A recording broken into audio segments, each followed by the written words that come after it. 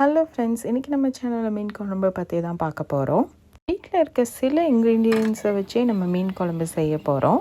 இன்றைக்கி நான் 1/2 கிலோ அளவு ஜிலேபி மீன் தான் எடுத்திருக்கேன். எப்பயும் போல் அடுப்பை ஆன் பண்ணிவிட்டு பேன் நல்லா சூடாயிட்டதுக்கப்புறம் தேவையான அளவுக்கு எண்ணெய் ஊற்றிட்டு கொஞ்சமாக கடுகு அப்புறம் வெந்தயம் போட்டு நல்லா பொரிஞ்சிட்டதுக்கப்புறம் கருகிடக்கூடாது. கோல்டன் ப்ரௌன் ஆனதுக்கப்புறமா சின்ன சின்னதாக நறுக்கி வச்சுருக்கேன் 3 வெங்காயம், 2 பச்சை மிளகா, 10லேருந்து 15 பல் பூண்டு, தேவையான அளவு கருவேப்பிலை போட்டு நல்லா கோல்டன் ப்ரௌனுக்கு நம்ம வதக்க போகிறோம்.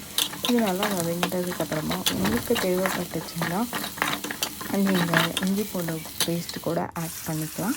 இதுக்கு நான் 3 பழமான தக்காளியை எடுத்துருக்கிறேன்.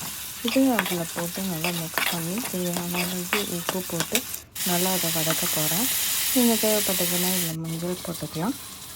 இப்போது இது ஓரமாக வதங்கிட்டு இருக்கணும். இப்போ ஒரு பெரிய லெமன் சைஸ் அளவு புளி எடுத்துகிட்டு அதை நான் ஊற வச்சுக்கிறேன்.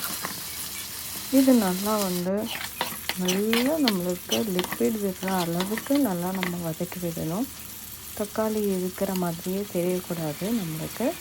அந்த ஸ்டேஜில் மட்டும்தான் நம்ம மிளகாத்தூள் போடணும். இப்போ நல்லா வதங்கிடுச்சு பாருங்கள். இந்த ஸ்டேஜில் நான் 3லேருந்து 4 ஸ்பூன் வரைக்கும் மிளகாத்தூள் யூஸ் பண்ணியிருக்கேன். இந்த மிளகாத்தூளை நல்லா பச்சை வாசனை போகிற வரைக்கும் அது நல்லா வதக்கி விடணும். தேவைப்பட்டதுன்னா உங்களுக்கு தண்ணி ஊற்றிக்கோங்க. இது நல்லா வதங்கிட்டதுக்கப்புறம் நம்ம மீன் போடுறதுக்கு ப்ளஸ் புளி கரைசல் இதுக்கும் தேவையான அளவுக்கு நம்ம தண்ணி மிதமாக வச்சு நம்ம யூஸ் பண்ணோம்னா இது வத்துற டைமுக்கு வரைக்கும் நம்ம யூஸ் பண்ணணும்னு அவசியம் கிடையாது. இப்போ பாருங்கள் நல்லா கெட்டியான ஒரு பதத்துக்கு வந்துடுச்சு. இப்போ அந்த மிளகாத்தூளோட பச்சை வாசனை போயிடுச்சு. இப்போ நான் திருப்பி கொஞ்சம் தண்ணி ஊற்றி மூடி வைக்கிறேன். எண்ணெய் நல்லா பிரிஞ்சிச்சு. இந்த ஸ்டேஜில் புளி கரைசலை ஆட் பண்ணிவிட்டு கொஞ்சம் கொத்தமல்லி தூவ போகிறேன். கொத்தமல்லி நீங்கள் கடைசியாக தூவும்போது எந்த வாசனையும் வராது.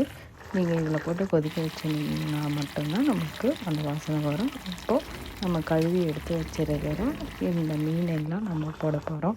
இது நான் தலை சைடு தான் யூஸ் பண்ணியிருக்கேன். அதனால் அதை சிம்மில் வச்சு மூடி போட்டு அந்த சைடு இந்த சைடு திருப்பி விட்டு வேக வச்சிங்கன்னா சூப்பராக இருக்கும்.